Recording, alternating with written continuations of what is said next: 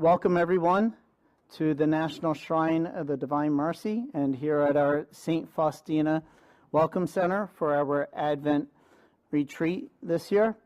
And just to let the audience know, this is being live streamed on the internet.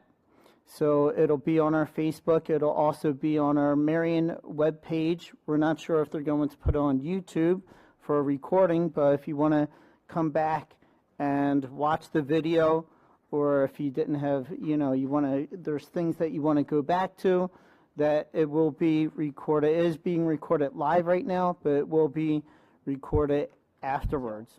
So the retreat is called St. Faustina and the Child Jesus.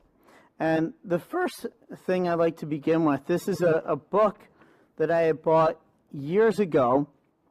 I wish the authors would have like an updated version of the book. The book is actually called Dear Papa, and it was letters of children to the Pope. And this was to Pope John Paul II. And this is why, I don't know if the author is going to, see this video, but the authors could see it. Maybe they could do one for Pope Francis. I think it would be a great book to have children write letters to Pope Francis. But just to give you a flavor of these letters, are really funny. So I like to read some excerpts of, these are actual letters from children to Pope John Paul II that they wrote. I'm just going to read to you one letter after another. Dear Pope John Paul II, will you tell the Lord I am very thankful for everything. The reason I asked you to tell him that is because I have a feeling he hears you better than he hears me. Sincerely, Danielle, age 12. Dear John Paul II, do you think you will visit the Middle East soon? They could really use your spiritualness. Adam. Dear Papa, what color is God? Maddie, age 6. I will let the theologians answer that question. That's a deep theological question. Dear Holy Father, will doing homework ever help you get into heaven? Paul. Dear Papa, if I want to be the Pope, do I have to be Catholic? Peter, age 8. Dear Papa, if God made us in his own image, then why didn't he make us perfect? Amy, age 10. Again, I'll leave that for the theologians. Dear Papa, why did God make himself invisible? Billy Joe, age 11. Dear Pope, I almost forgot I needed to ask you 2 questions. Why can't we fly like angels can? Well, that was my first question. Here comes my second one. Could you confess over the phone or by computer through the internet? Your daughter in Christ, Evala, age 10. Finally, 2 more letters. Dear Holy Father, I really admire how you take care of all your responsibilities. I can barely finish my homework. Sincerely, Yesenia, age 12. And the final letter. Dear Papa, one time my mom went hiking with my dad to see you in Denver. My mom said there were lots of people. I was in my mom's stomach, so I was there too. Love, Trevor, age 8. Isn't that beautiful? Children have a way of bringing us to reality, of bringing us to God in their own unique way, that only a child can do that for us. And if you think about it, Jesus sanctified childhood, infancy, by becoming a child. God could have chose many different ways of coming to us. He could have chosen to come as a great angel from heaven. He could have chose to come in great power and glory and majesty. He could have chose to come as a king with all kinds of riches and wealth. And yet, he chose the most humble and simple way of coming to us as a baby. And not only as a baby, but growing up as a child, like any child would. And God did that to sanctify babies and to sanctify childhood. That through Christ, children are sanctified. And that's why Advent and Christmas is the time for children. It's a time in which children are getting excited because they're about to receive all kinds of presents and gifts on Christmas. They become excited because they can relate to their God, because their God is one of them. Their God is small, is little, is humble. The poor can relate to little baby Jesus because he comes as poor. He comes on a little bale of hay on a manger and a stable. And so all these different groups can relate to the little child Jesus. Now, in St. Faustina's life, that she was instructed to be a child. And so St. Faustina, not only did she have experiences of the child Jesus, but first of all, she was instructed to be like a child, what's called spiritual childness or childlikeness, the spirituality of childhood. This is not childishness. So it doesn't mean that St. Faustina has to play with toys and, go back to her childhood. Rather, it's within the Spirit. It's within the Spirit. It's this trust. It's this confidence. It's this dependence upon God for everything. St. Faustina refers to herself as a child 55 times in the diary. 55 times that she refers to herself as a child in her relationship to God. So I'm going to read to you now excerpts from the diary, and as you can see on the PowerPoint, I put the excerpts from the diary on there. And again, this is being videotaped, so if you want to go back to the video and look at these references, you can very well look at these references, or if you want to write these references down. The first time she refers to herself in the diary is paragraph 2. So these are paragraphs in the diary. These are not pages. Paragraph 2, right at the beginning of the diary, the second paragraph in the entire diary, St. Faustina calls herself a child. And she says this in paragraph number 2. She says, "And although I am weak and small, you grant me the grace of your omnipotence. And so, trusting in your mercy, I walk through life like a little child." Isn't that great? So she's saying to Jesus, I'm weak. I acknowledge I'm weak. I'm small. I can't do anything without God. And so I need your grace, and I trust in your mercy, and I walk through life like a little child. Now, if you think about a little child, when they walk through life, what do they have to do? They have to hold their parents' hands all the time. And their parent is watching them all the time.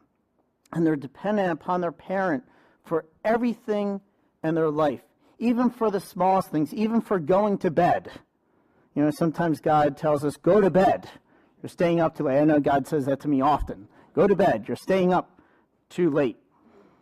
She also writes in paragraph 242 her desire to be a child. She writes, "O God, how much I desire to be a small child. You are my Father, and you know how little and weak I am. So I beg you, keep me close by your side all my life, and especially at the hour of my death." So even her desire, she desires to be the small child, to practice this spiritual childhood, exactly what St. Therese practiced in her life. And if you read St. Faustina, she had a great devotion to St. Therese. And maybe she got some of this flavor of being a small child before God from her predecessor, St. Therese. Then Jesus also exhorted St. Faustina to be like a child many times. Jesus refers to St. Faustina as a child 31 times in the diary. He either calls her my daughter or my child. He refers to her as my daughter more often, but he does refer to her as my child often in the diary. On one occasion, St. Faustina felt fearful, thinking about eternity. But Jesus consoled her with these words. This is paragraph 290 in the diary. He said, "My child, do not be afraid of the house of your father. Leave these vain inquiries to the wise of the world. I want to see you always as a little child. Ask your confessor about everything with simplicity, and I will answer through his lips." So Jesus told her to not be fearful of eternity, not be fearful of God, but to just remain always as a little child before the Father. And then God will take care of everything in her life. And he told her that he would also answer her through his representatives, who were her confessors and her spiritual directors and her superiors through life. In 295, Jesus instructed her. He said, "I will be with you always, if you always remain a little child and fear nothing." So one thing that keeps us from God is fear. When Adam and Eve sinned, what happened? They feared God, not a healthy fear, and they hid themselves from God. They did not want to be in the presence of God because they had sinned.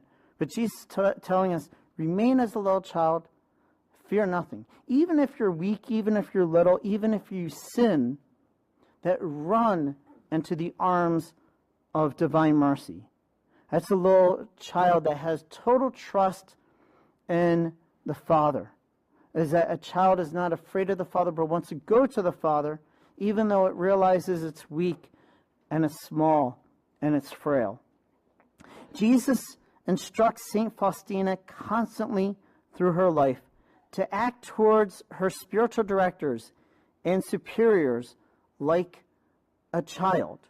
And so he was directing her through her superiors, through her confessors, to be like a child. And this was at the beginning of her spiritual life that she was instructed again and again and again, be like a child, be like a child.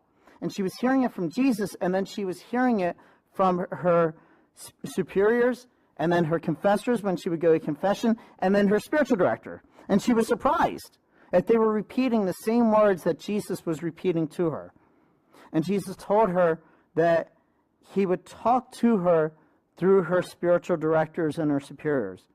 In 1260, Jesus said, "My daughter, be always like a little child toward those who represent me. Otherwise, you will not benefit from the graces I bestow on you through them." So he was telling her how to act toward her superiors, how to act toward her spiritual directors. Is just be like a child. Just follow them because he will speak through them. In another paragraph, oops, I forgot to put this one on here. 1544. "Be a child towards my representatives, because I borrow their lips to speak to you, so that you will have no doubts about anything." So be as a child toward my representatives. I borrow their lips to speak to you. In 1617, Jesus says that he's more pleased with childlikeness than even mortifications. How about that one? He's more pleased if we're childlike than even if we do great mortifications. And so this is for people that have a difficult time doing mortifications. And so he teaches St. Faustina in 1617. He says, "Because you are a child, you shall remain close to my heart. Your simplicity is more pleasing to me than your mortifications."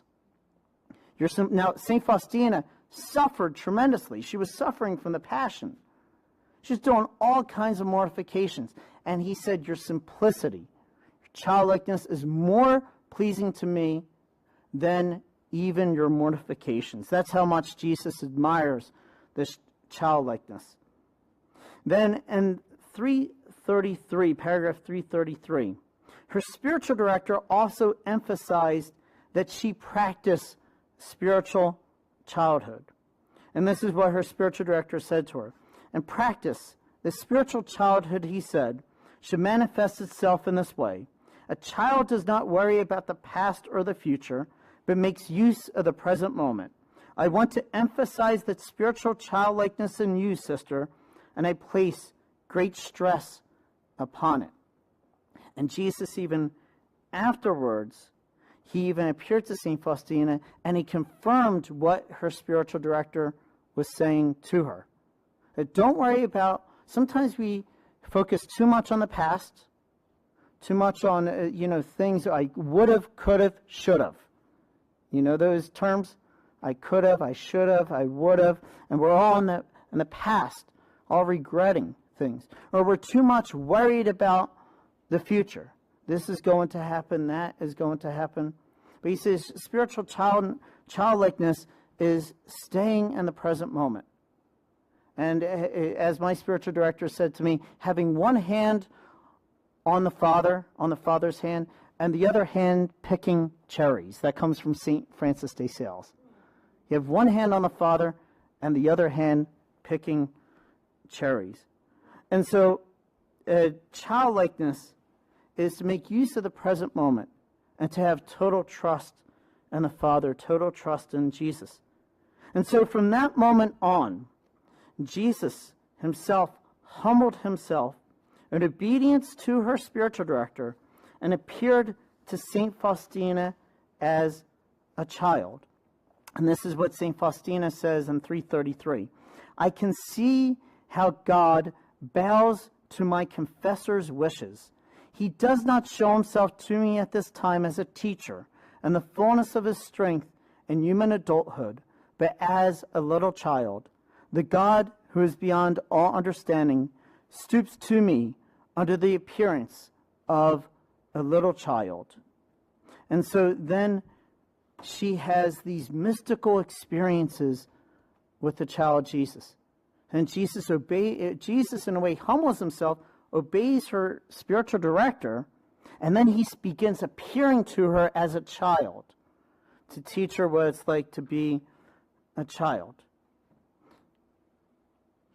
So in the next slide, these are three different experiences, or many experiences that St. Faustina had. How did she see Jesus as a child? And I'm using the Infant of Prague image up here.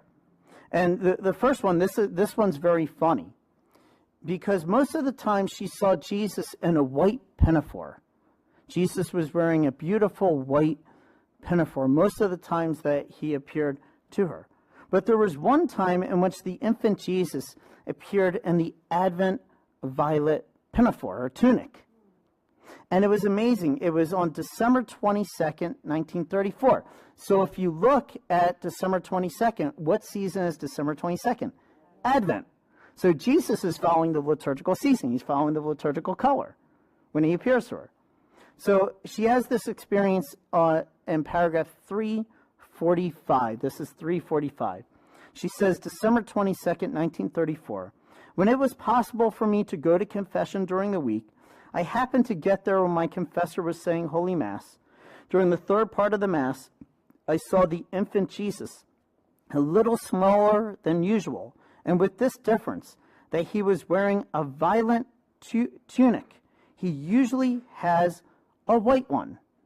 So she was surprised. She saw Jesus in violet on that day, and she said he's usually wearing white. Now it's funny. Go to a few paragraphs afterwards, 347, and now this is Midnight Mass, December 25th, 1934, and she describes her experience with the child Jesus, and she says here, his pinafore was now white.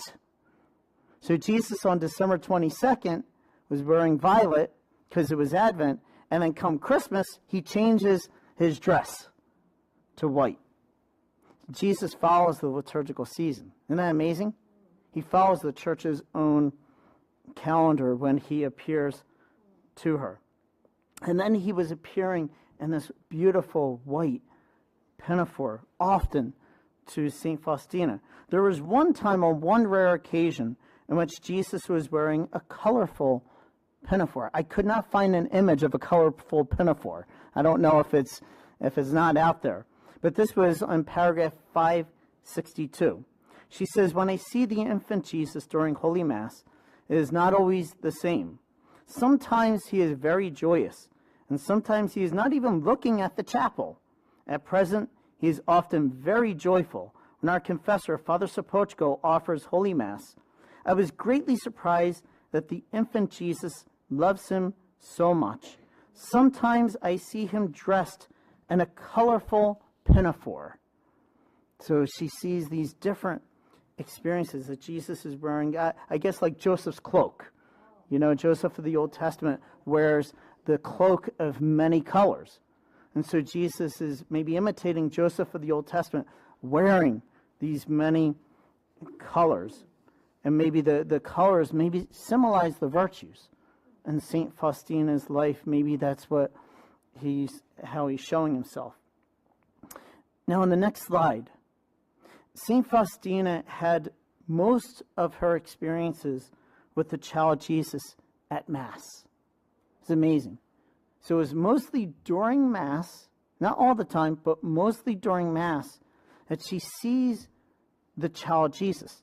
Now, can you imagine being at Mass and all of a sudden the child Jesus appears to you? Mystical form. Now, the child Jesus is always there at Mass because in the host, he appears small. He appears little. Only he's invisible, but he's still there. And so what St. Faustina does in the diary is she unveils the veil that we can't see. And she shows us what's happening behind the veil. And these are beautiful, beautiful mystical experiences of the child Jesus. So I'm just going to read to you all these different excerpts. The first one is paragraph 312. And this is where the child Jesus is joyful on the altar. And this is what St. Faustina says. Once, when I went outside the convent to go to confession, St. Michael's Church, I chanced upon my confessor, Father Sopochko, saying Mass just then. After a while, I saw the child Jesus on the altar, joyfully and playfully holding out his hands to him. But a moment later, the priest took the beautiful child into his hands, broke him up, and ate him alive. At the first instant, I felt a dislike for the priest for having done this to Jesus, but I was immediately enlightened in the matter and understood that this priest was very pleasing to God. Isn't that amazing? So there is Jesus. Who says he can't play at Mass? Little Jesus was playing at Mass. And yet the priest was, little Jesus also went into the priest when he consumed him in Holy Communion. Next paragraph. This is 434. This displays St. Faustina's great love for the child Jesus. She says, I often see the child Jesus during Holy Mass. He's extremely beautiful. He appears to be about 1 year old. Once, when I saw the same child during Mass in our chapel, I was seized with a violent desire and an irresistible longing to approach the altar and take the child Jesus. At that moment, the child Jesus was standing by me on the side of my kneeler, and he leaned with his two little hands against my shoulder, gracious and joyful, his look deep and penetrating. But when the priest broke the host, Jesus was once again on the altar and was broken and consumed by the priest. A beautiful experience. So she sees Jesus and she wants to take Jesus from the altar. You know, imagine if she had done that. Now, this was the Tridentine Mass, you know, in which everything was quiet. So for her, that would have been radical to do that. And the next moment, can you imagine this? I mean, you have to imagine, you know, the Tridentine Mass in which it's quiet. Everything is silent, quiet. And next thing you know, the child Jesus is right beside her on her kneeler, kneeling right beside her. Can you imagine that? And he's leaning his two hands against her shoulder. Can you imagine? I mean, would you be making noises during Mass? I would. I'd be like jumping for joy. I would want to take him and kiss him and hug him and, you know. And then next thing you know, he disappears and he's up there on the altar with the priest. And then the priest is consuming him. There's something deeper here that St. Faustina is giving us. And even as St. Faustina was writing these experiences and experiencing them, many times she says, I don't even understand what's happening. It's happening to me, and I don't understand it. It's there. It's bringing me joy, bringing me incredible joy. I don't always understand. I can't keep up with the child Jesus. Then she has experiences, lots of experiences, of the Mother of God with the infant Jesus. You can't separate Mary and Jesus. You can't separate the mother and the child. It's wrong to do that. Can you imagine a creche scene, a manger scene, without Mary being there, adoring Jesus? It seems silly. You just gave birth to Jesus. Of course she's going to be there. You couldn't imagine Joseph not being there. Joseph, who adopted Jesus. You can imagine like the shepherds being there, and the sheep, and the wise men, and the camels, and all the animals. It makes for a beautiful scene when all of the characters, all the main characters are present with Jesus. How much more should his mother always be there with Jesus? That's why in iconography, the most portraits there are in the world is with the Blessed Mother and the child Jesus. There's no other portrait that has been painted more in the world than the Blessed Mother and the child Jesus. Now, in this experience with the Mother of God and the infant Jesus does something radical at Mass. That normally adults get very upset when children run during the Mass. But Jesus does this during the Mass. So this might change your experience of seeing children running around during the Mass. I know a lot of people are going to be angry at me, but I'm going to just read to you the experience. And she has. She says, during a Mass celebrated by Father Andrash, a moment before the elevation, God's presence pervaded my soul, which was drawn to the altar. Then I saw the Mother of God with the infant Jesus. The infant Jesus was holding on to the hand of Our Lady.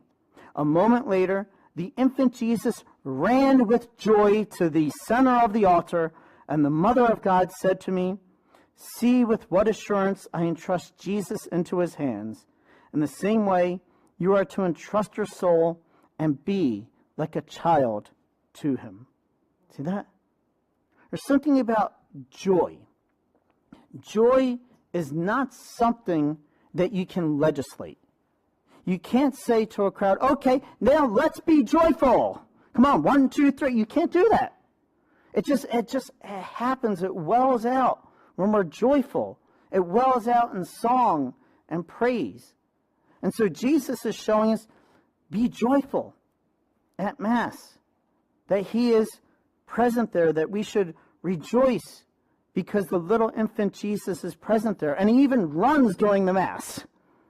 He runs to the center of the altar. Now, I'm not preaching chaos at Mass with children. I'm not preaching that. There has to be some order. But we should also allow a freedom of spirit. We should also allow joy to also well up within us. We need to have a balance there. And then in 1481, St. Faustina, this time she not only experiences the child Jesus, but the child Jesus speaks to her. And he's going to teach her about spiritual childhood. And so this is what he says to her. This is what she writes. This is in 1481. Today, during Holy Mass, I saw the infant Jesus near my kneeler. He appeared to be about 1 year old, and he asked me to take him in my arms. When I did take him in my arms, he cuddled up close to my bosom and said, "It is good for me to be close to your heart." Isn't that beautiful? So she's holding him close to her heart. "Although you are so little, I know that you are God. Why do you take the appearance of such a little baby to commune with me?" And this is what Jesus said. because I want to teach you spiritual childhood. I want you to be very little, because when you are little, I carry you close to my heart, just as you are holding me close to your heart right now. And then St. Faustina says, and with that, I was again alone, but no one can conceive the emotions of my soul. I was so fully plunged in God, like a sponge thrown into the sea. So Jesus wants us to be little, so that as we hold him close to our heart, where do we hold him closest to our heart?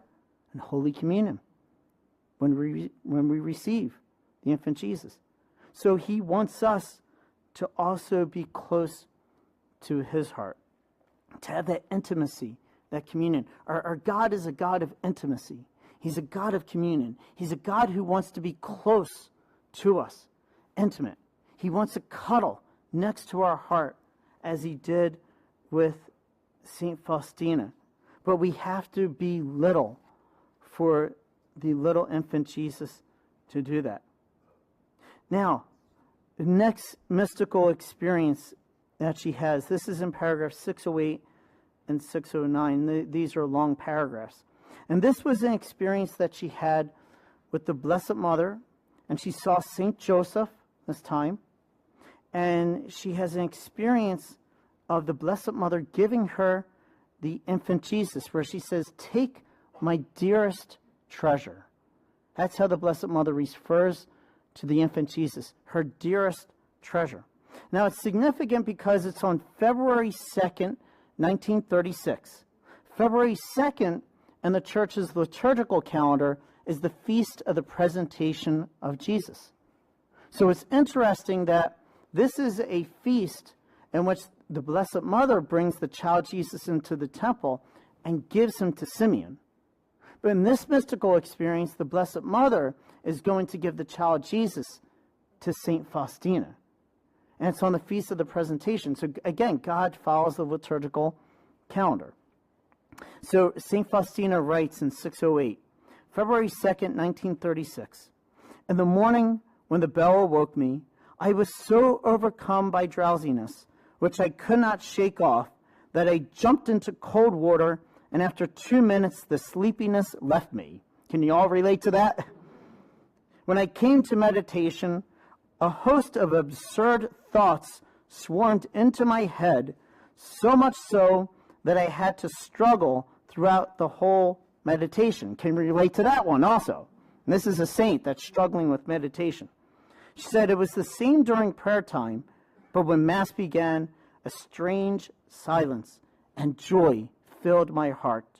Just then I saw Our Lady with the infant Jesus and the holy old man, St. Joseph, standing behind them. The Most Holy Mother said to me, take my dearest treasure. And she handed me the infant Jesus. When I took the infant Jesus in my arms, the Mother of God and St. Joseph disappeared. I was left alone with the infant Jesus. And then she says in paragraph 609, where she has a conversation with the infant Jesus, she says, I said to him, I know that you are my Lord and Creator, even though you are so tiny. So look at the image up there. That's how Jesus would appear to her. He's so tiny. Jesus stretched his little arms out to me and looked at me with a smile. My spirit was filled with incomparable joy. Then suddenly Jesus disappeared, and it was time for Holy Communion. I went with the other sisters to the Holy Table, my soul deeply moved. After Holy Communion, I heard these words in my soul, I am in your heart, I whom you had in your arms. And that was the experience that she had. Isn't that beautiful? So here she has this mystical experience, the Blessed Mother giving her the child Jesus. She's spending time, she's communing with the child Jesus, much as we see this image up here. And then Jesus disappears. It's time for Holy Communion. She receives Holy Communion. But then as she has Holy Communion within her, she hears the same infant Jesus speak to her. So I think what she's trying to relate is that the mystical experiences that she's having of the infant Jesus is the same infant Jesus that we receive at Holy Communion. That's the same infant Jesus, that we can hear the infant Jesus also speak to us when we receive Holy Communion. And I think that's why she has so many experiences, mystical experiences with the child Jesus at Holy Communion, is to teach us to even see Jesus in our hearts when he is invisible but truly present in Holy Communion. Now the next slide. St. Faustina had mystical experiences. Probably, I don't know how long in her life. She just writes about the diary from either 1932 or 1933 up to 1937 of her experiences of the child Jesus at midnight Mass on Christmas Day. So she's going to have this mystical experience. Again, God follows the liturgical calendar of the church. So he's going to appear to her as a child on Christmas Day. Not on the cross, not resurrected, not in even the Divine Mercy image, but as a child. And so St. Faustina, in each one of these experiences that she describes Christmas Eve. Now, she's from Poland, so she describes what's called the Aquatic Tradition. And in English, you'll see it as referred to as the wafer, where she's breaking the wafer, the Aquatic, with her sisters, and then she does it spiritually with her family, with her spiritual directors, with her loved ones and friends and people that are not there, and she does that in the chapel. And then what she does, almost every one of these experiences, after she goes through the celebration with her communion, what's called the Vigilia, and my religious community still does the Vigilia, and the Aquatic is a beautiful, beautiful tradition. That then she has some time, and so she prays before midnight Mass. She's there praying, and there was one experience in which she prayed 3 hours before midnight Mass. And I think it's what inspired us at the shrine. What inspired me at the shrine was to do a holy hour before Mass, before midnight Mass. That's why we do a traditional holy hour. I got this from actually St. Faustina, if you want to know where I got it. I got it from St. Faustina because she would pray for hours before midnight Mass, preparing herself for Christmas and preparing herself with the Blessed Mother. A lot of times she was with the Blessed Mother, and she was preparing herself with the Blessed Mother to receive the infant Jesus at Christmas. And she knew it was going to happen, so she was so excited. And she kept praying and she kept praying and preparing herself to receive the infant Jesus at Christmas time. So these are her experiences, and I'll read to you them one at a time. First is in paragraph 182, the Midnight Mass. It's either in 1932 or 1933. We don't know. She doesn't put the date down, and her thoughts and her dates are scattered all over the diary in the beginning because she actually had to rewrite the diary in the beginning. And so her thoughts are scattered all over. So it's hard to say, is this 1932? Because she's talking about 1932, and then she jumps to 1933. And it's hard to say, is this 1932, 1933? I'll probably ask her when I get there. Which one is it? Can you put a date down for there? Let us know. Which one is it, 1932 or 1933? So she writes this in paragraph 182. She says, during the Midnight Mass, Pastorka, or Shepherd's Mass, I saw the child Jesus in the host, and my spirit was immersed in him. Although he was a tiny child, his majesty penetrated my soul. I was permeated to the depths of my being by this mystery, this great abasement on the part of God, this inconceivable emptying of himself. So she saw the emptying of Jesus in the host again. That if you think about the host at Mass, notice that the host is very small. Notice that there's no like graphics. There's no, you know what I mean, like we see at the movies. You know, there's none of this, action. Even though I love that at the movies, but there's none of that. It's very simple. Jesus is very humble. He's just there in the form of a host. He's smaller than our hand, smaller than our tongue, for us to receive him. And so to really receive Jesus at Holy Communion, we have to humble ourselves also before Jesus and ask for that grace to receive him in Holy Communion. Then in 1934, paragraph 347, she has this experience at the midnight mass. She writes, 12 o'clock, December 25th, 1934, midnight mass. As Holy Mass began, I immediately felt a great interior recollection. Joy filled my soul. During the offertory, I saw Jesus on the altar, incomparably beautiful. The whole time the infant kept looking at everyone, stretching out his little hands. During the elevation, the child was not looking towards the chapel, but up to heaven. After the elevation, he looked at us again, but just for a short while, because he was broken up and eaten by the priest in the usual manner. So again, where is she seeing Jesus? She's seeing Jesus at Mass. Again, she's having these experiences, seeing the child on the altar. I don't know how St. Faustina had the prudence of not crying out for joy in the middle of the Mass. They probably would have thrown her out if she would have done that. But she had to have a lot of prudence and just self-control to contain her joy and what she was feeling and experiencing at the midnight Mass. Then the following year, midnight Mass, 1935. It's in Diary 5, paragraph 575. She says, this midnight Mass, during Holy Mass, I again saw the little infant Jesus, extremely beautiful, joyfully stretching out his little arms to me.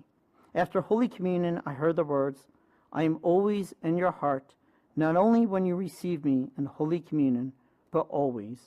I spent these holy days in great joy. So you notice the joy that the little infant Jesus has and the joy that he's communicating to her every time she's experiencing him. And it's lasting beyond Holy Communion for her. So when she's receiving Holy Communion, she feels Jesus in her heart, but even afterwards, because she's so childlike that the little infant Jesus is dwelling within her. Then the following year, Midnight Mass, 1936. This is in paragraph 846. St. Faustina writes, December 25th, 1936, Midnight Mass. During Mass, God's presence pierced me through and through. A moment before the elevation, I saw the Mother of God and the infant Jesus and the good old man, St. Joseph. The Most Holy Mother spoke these words to me. My daughter, Faustina, take this most precious treasure. And she gave me the infant Jesus. When I took Jesus in my arms, my soul felt such unspeakable joy that I am unable to describe it. What a Christmas gift that is. You know, it's kind of like she's opening up the gifts and there's the child Jesus pops out. And she's so excited at that gift. And the Blessed Mother again describes Jesus as her most precious treasure. This is the most precious Christmas gift that the Blessed Mother can give to St. Faustina. And there's no greater gift for St. Faustina than to receive the child Jesus during midnight Mass at Christmas. Finally, St. Faustina's last midnight Mass of her life on earth. Her last Christmas on earth. And this was the greatest of all of the midnight Masses that she had, the greatest of the mystical experiences of the midnight Mass, because she passed away on October 5th, 1938. So she did not celebrate Christmas Mass here on earth in 1938, but in heaven. This is paragraph 1442, Midnight Mass, 1937. Now, in this experience, she has this mystical experience of the first Christmas at Bethlehem, where she's actually there experiencing Bethlehem and what Mary and Joseph experienced. And so she says this, when I arrived at midnight Mass, from the very beginning I steeped myself in deep recollection, during which time I saw the stable of Bethlehem filled with great radiance. the Blessed Virgin, all lost in the deepest of love, was wrapping Jesus in swaddling clothes, but St. Joseph was still asleep. Only after the Mother of God put Jesus in the manger did the light of God awaken Joseph, who was also praying. But after a while, I was left alone with the infant Jesus, who stretched out his little hands to me, and I understood that I was to take him in my arms.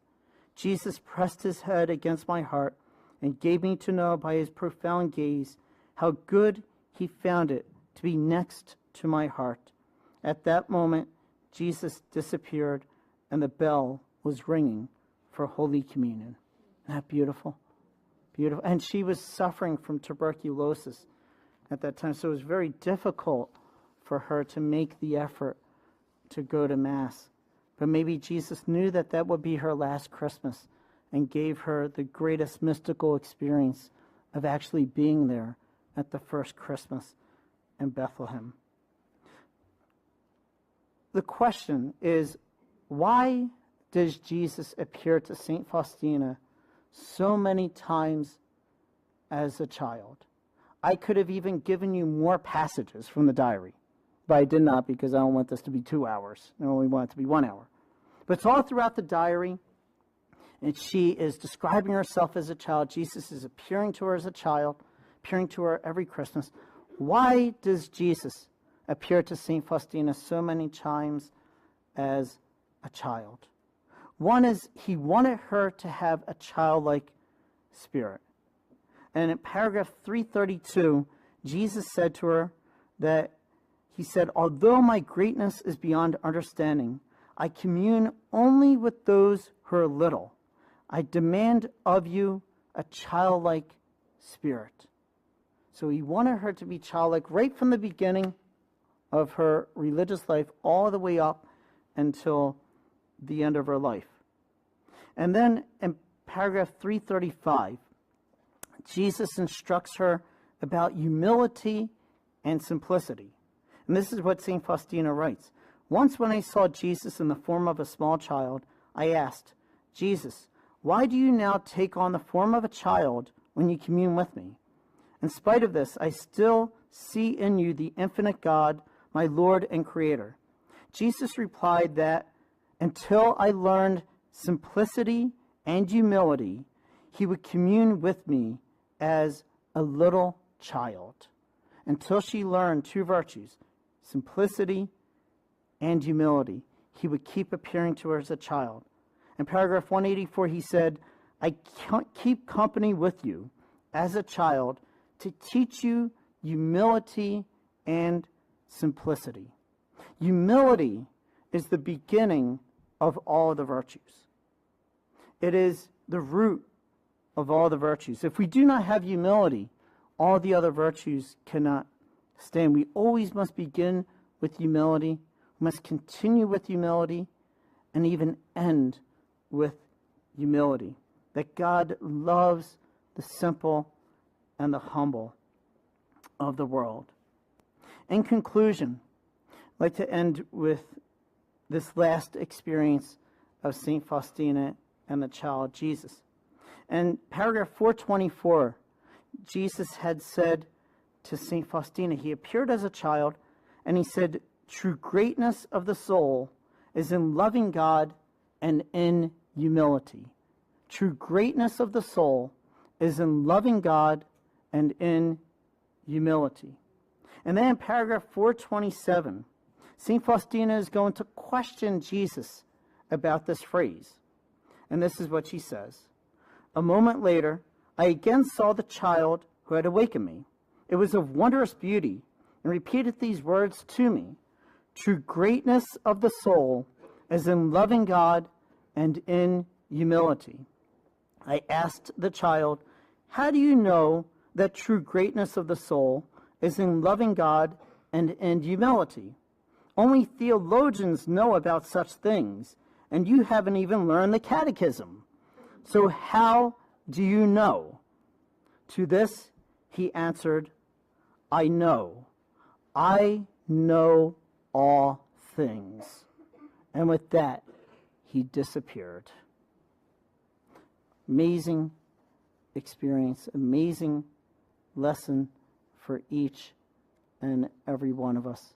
And I think that's why St. Faustina wrote about these experiences, was even to teach us humility, simplicity, childlikeness, and loving God. True greatness of the soul is in loving God and in humility. So we wish you all a Merry Christmas with the child Jesus, and we hope that these experiences of reading these diary passages during Advent have spurred you on to really celebrate Christmas with childlike joy, with trust, and to receive the little infant Jesus in Holy Communion at Christmas time. Have a Merry Christmas, and may God bless you all. Thank you.